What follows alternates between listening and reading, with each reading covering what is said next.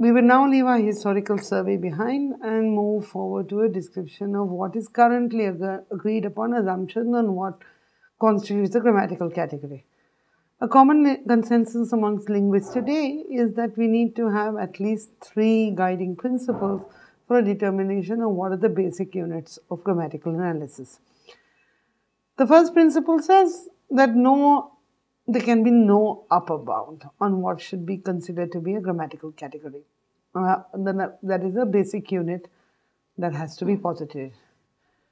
2, drawing from both the Western tradition and the Indian tradition, that morphological form, lexical meaning, and syntactic function must all be determinants of class membership and serve to distinguish between classes.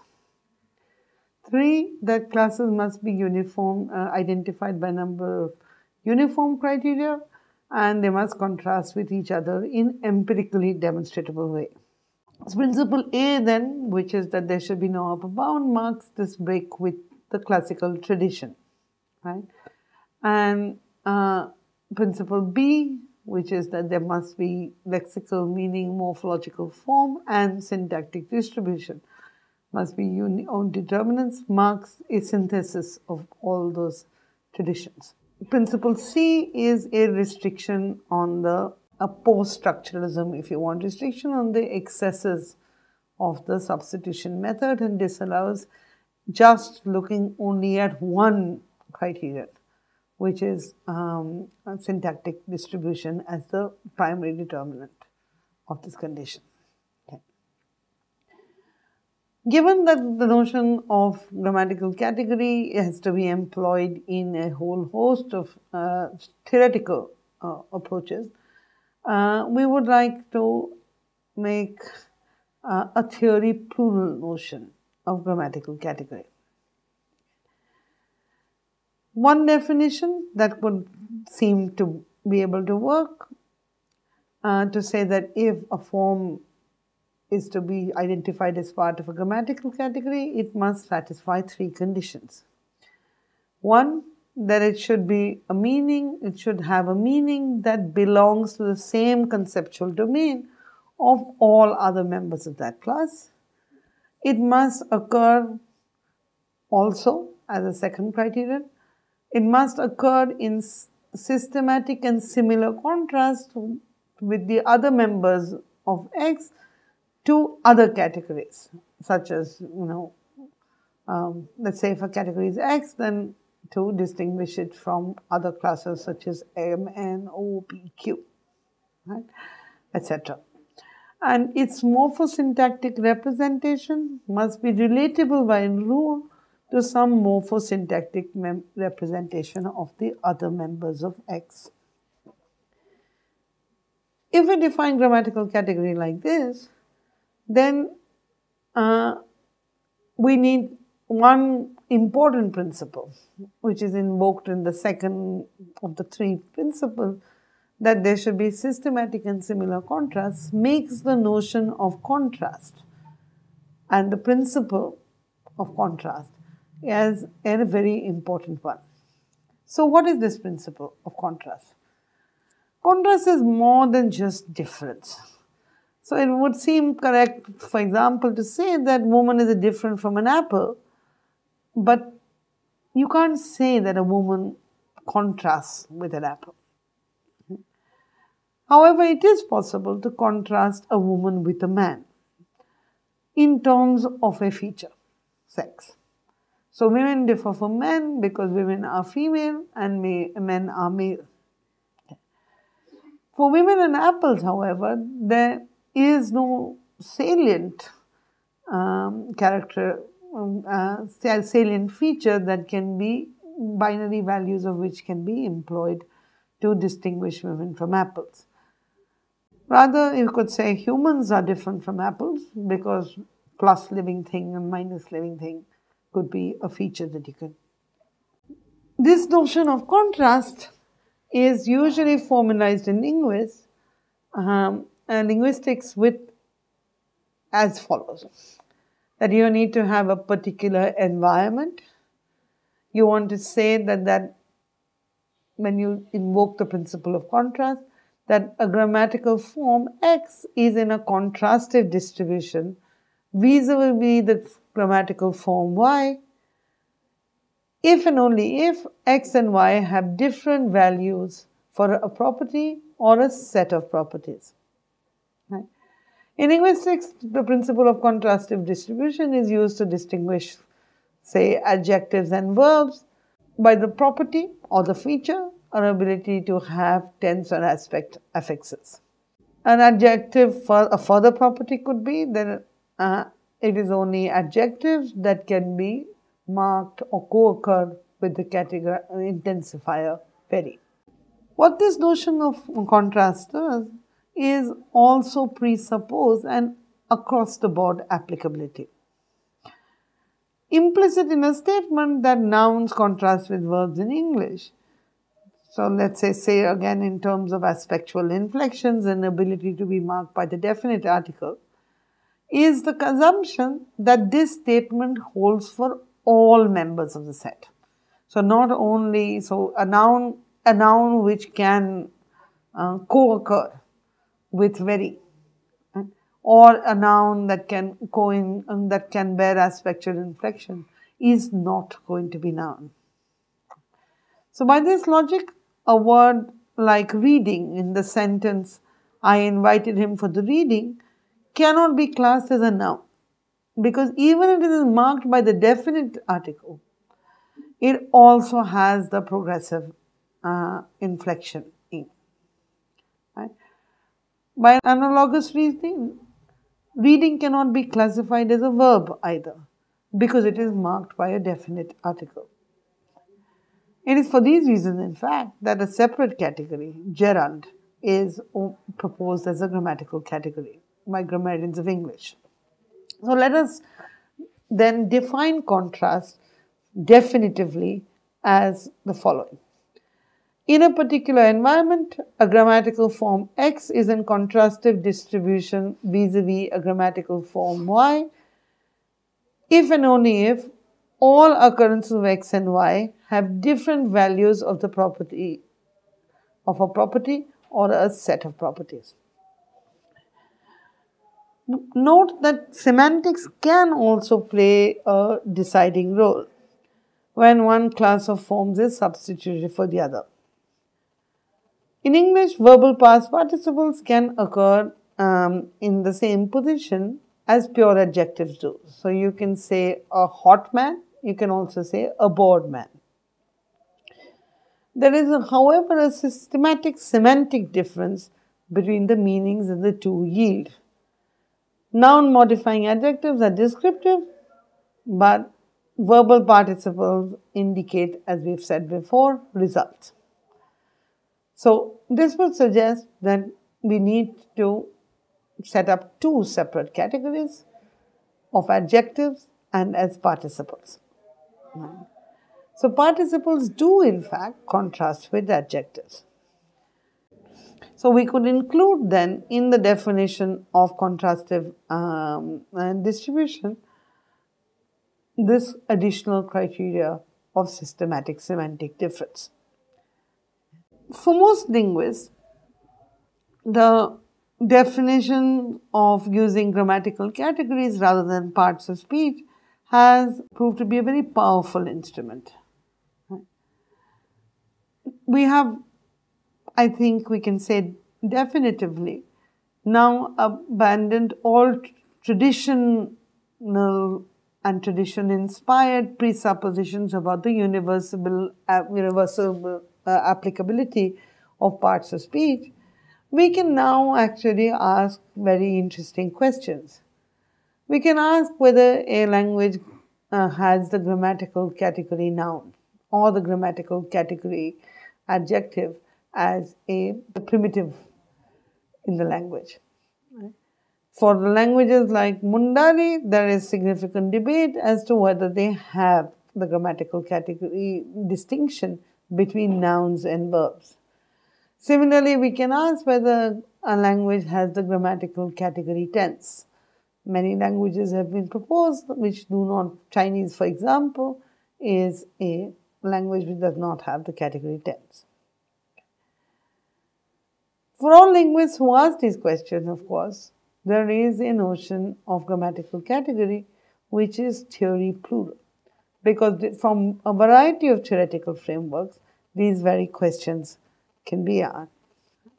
The difference between theories is particularly relates to where they locate their analysis of universals of human language.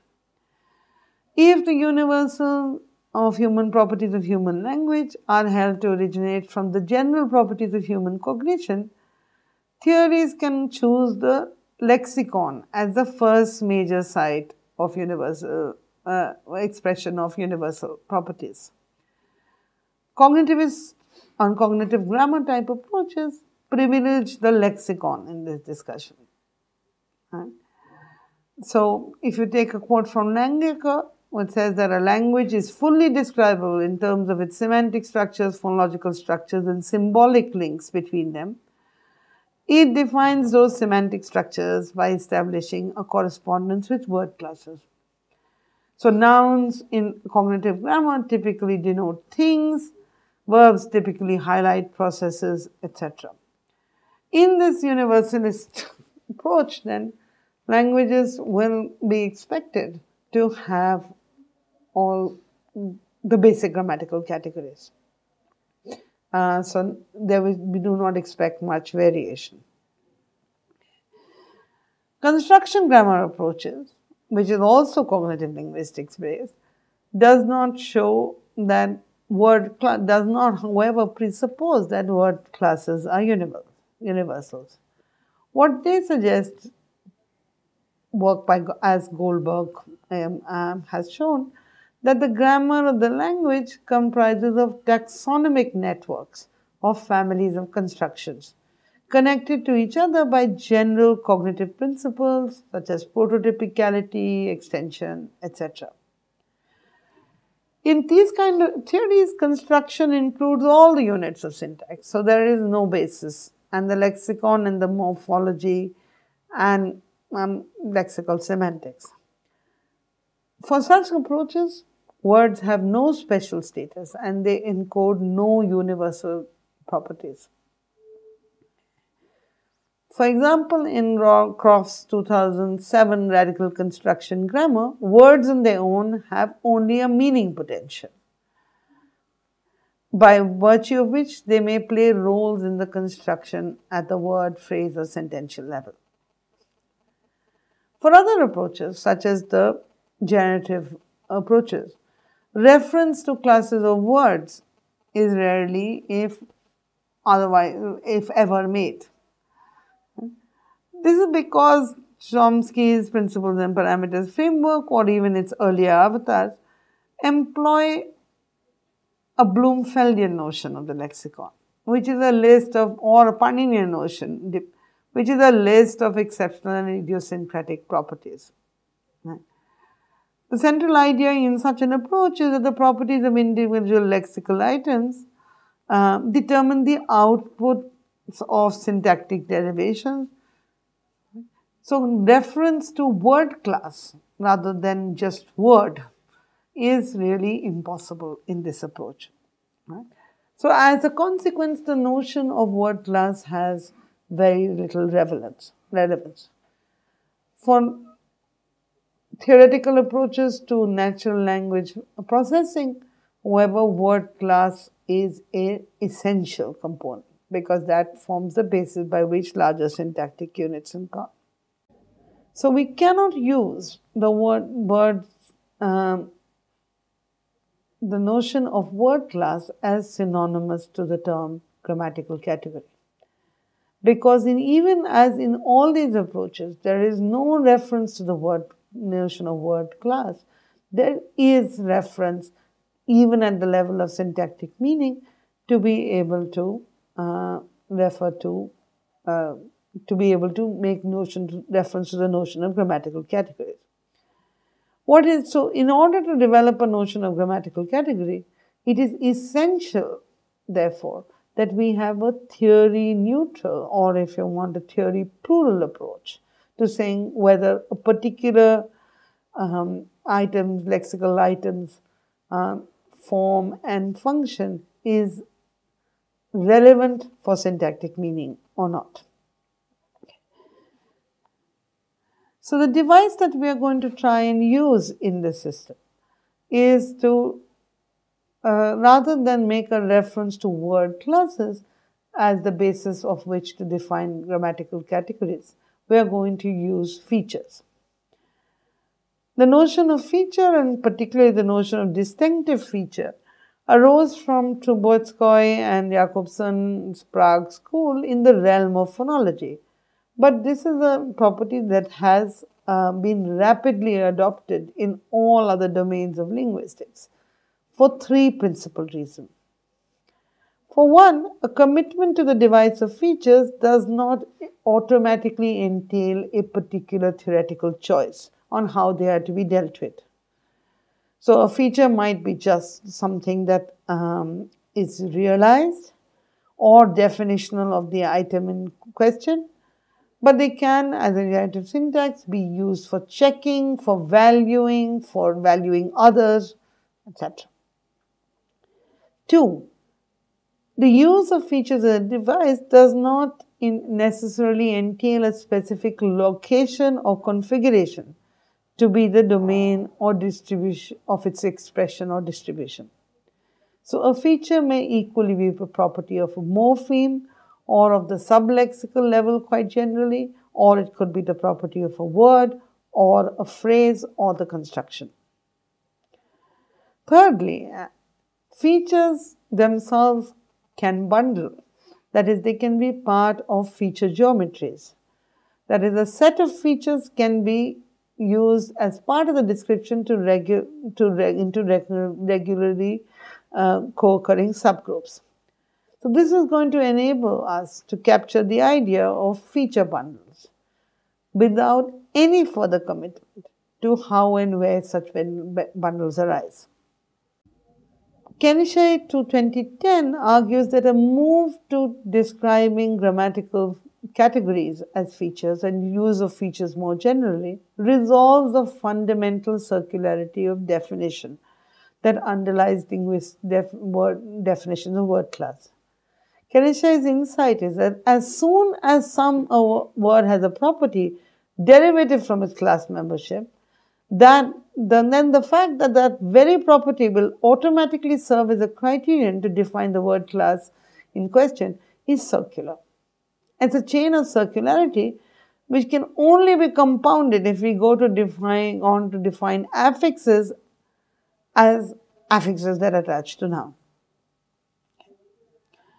Features provide a way out of circular definitions because they involve no reference to word class as definition of the feature. In fact, he suggests that word classes can be defined as an abstraction over the set of lexical items that share the same feature.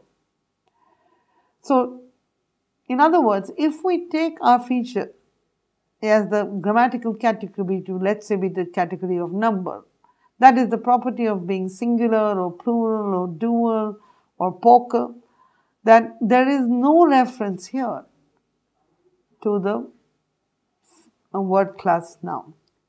And we could say number is a feature attaches to the word noun, to the word class noun. Then what are nouns? Nouns are those that that can co-occur with the number feature.